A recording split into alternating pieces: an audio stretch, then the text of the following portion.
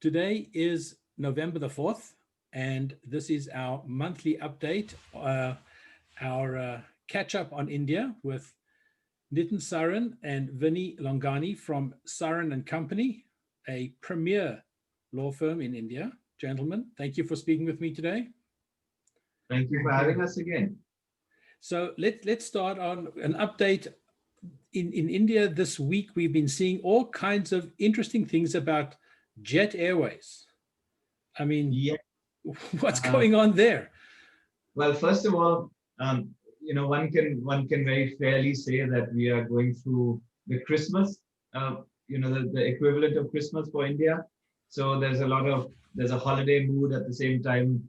There's a lot of depression because of COVID. But yes, things on the Jet Airways front are moving fairly swiftly. So we found bidders who are willing to take over the project. The committee of creditors, essentially all the creditors who were owed money by Jet, have approved that plan is sound. Now the next step is that plan has to be submitted before the insolvency court, and the insolvency court has to essentially put its rubber stamp on it and say that it's approved. Again, that doesn't mean that the airline is going to get off the ground.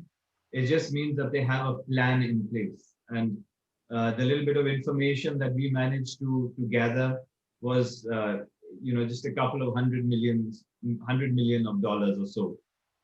It's anyone's guess whether they'll be able to take off or not. How much of the fleet is left? I believe they've got 6 777s, which were owned, which were on Exim guarantee loans or Exim financing. I'm not exactly sure. And they have about 3 737s. Two A330s, yeah. And I think it's 3 737s. They're really old, the 737s too. Right, but now, Nitin, if you were saying that a couple of $100 million, I don't know how many $100 million, but just those aircraft alone are even deeply discounted. Just those assets alone would account for quite a lot of that capital value. That's true. But at the same time, do bear in mind, these guys can't just go in and shut it down. They're given a viable plan to revive it, and that's what they're going to have to do as per law. Also, to add, Addison, the majority of these aircraft are wide-bodied aircraft, which are 10 plus years old. So at this point in time, given COVID, I don't think anybody really wants to take on wide-bodied aircraft. So even if hypothetically they were to go down the road which you just suggested, they won't find a buyer for these planes at all. So in fact, that maybe they're more deeply discounted than I thought. Yes, and do bear in mind, for the first 9 to 12 months of these aircraft's lives, they were not preserved. So they were lying in the open in Mumbai and other very corrosive atmospheres. So there's a lot of work that needs to be done on, things like engines and things. So it's going to be a fairly, tough task. Yeah. So but trying not to be negative for the chaps, but it's going to be quite messy still.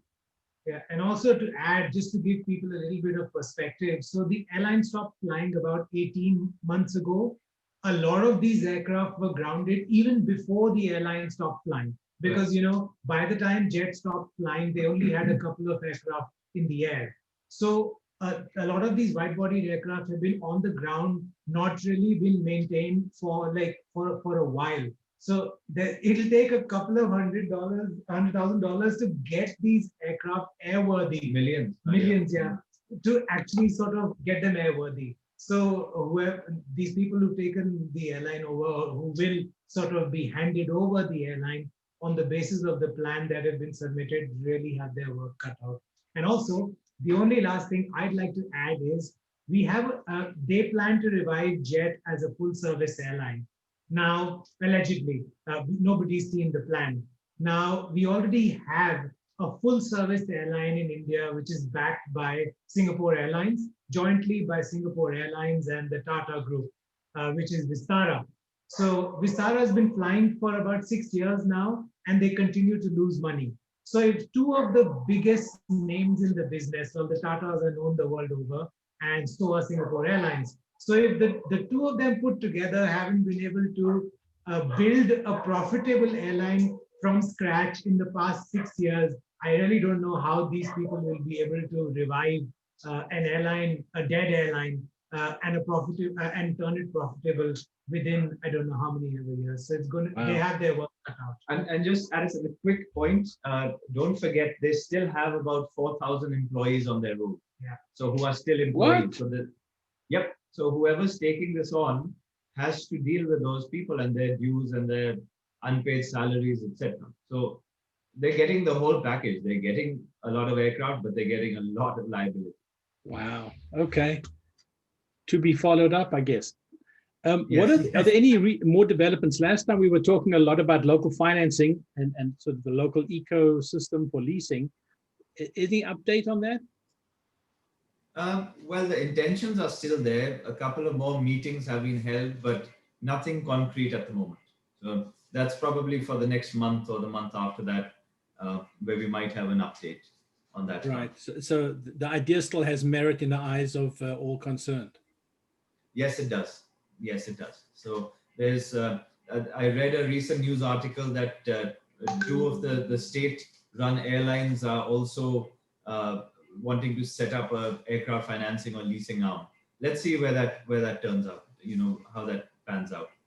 I think Nitin meant state-run banks. So two of the largest state-run banks want to set up a financing arm, an aircraft leasing and financing arm. It's too bad they didn't do this a few years ago when financing these assets was a really attractive option. Right now, it's not attractive at all. Absolutely. True. That's why they're state-run banks. Right, I guess. They have a different timeline. They have, yes. What you and I call months, they call, they call years, I guess.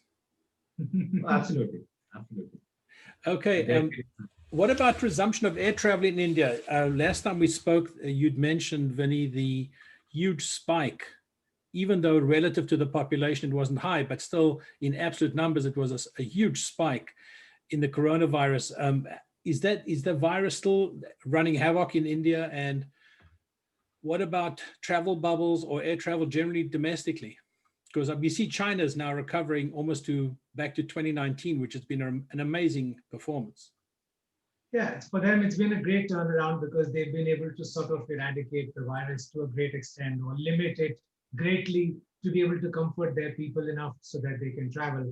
I mean, for us, the last time we spoke, I think we were doing about 90,000 COVID cases a day. So we've drastically brought that down.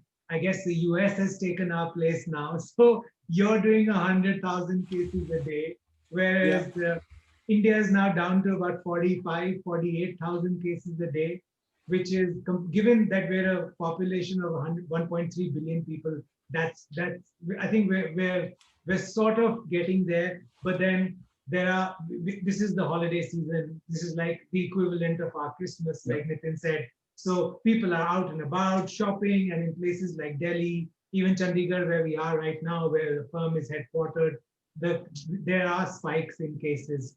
But I mean, the good thing is we crossed the 200,000 passengers a day mark domestically within the country day before yesterday. So which is a considerable achievement considering we started really slow. However, we dropped down yesterday to 186,000. So it's anyone's guess what it's going to be like. So this is the run up to Diwali, which is I think on the 14th, is it? So everyone expects traffic to sort of have this, to build on Diwali and have like an upward trajectory till the 14th. Everyone, what analysts are concerned about is what happens after the 14th, when people stop traveling, when VFR traffic, visiting friends and relative traffic drops. So I guess when we meet at the end of this month, we'd be able to get a better idea. And it's pretty much the same with the travel bubbles. They're just going from month to month. The UK is just virtually shut down, so that's going to cause a little bit of concern for some carriers. But apart from that, pretty much the same. Nothing much has changed. The good thing, of course, is that domestically, even though the proportion of the population that travels is small, you do have a huge pool for your domestic airlines to go find traffic in, even if they're limited to 60% of schedule, right? That's Is that the true. number? That's true. Yeah, and apart from limiting the capacity, the ministry is also, the Ministry of Civil Aviation also continued the fare caps. So the caps are to continue till the end of February too. Mm-hmm. So, I mean, that's the caps, some like the caps, some don't. So that's another debate for another day, because we could sit here and talk for hours around fare caps and how they are not ideal and how they're ideal given the circumstances. But yeah, the caps on capacity and the fare caps remain in place till the end of February. Wow. Gentlemen, thank you very much. I guess I wish you a happy holiday season, and we'll catch up at the end of the month. Yes, we will. Yes. Thank you Thank you so so much. much. Bye-bye. Bye-bye. Bye.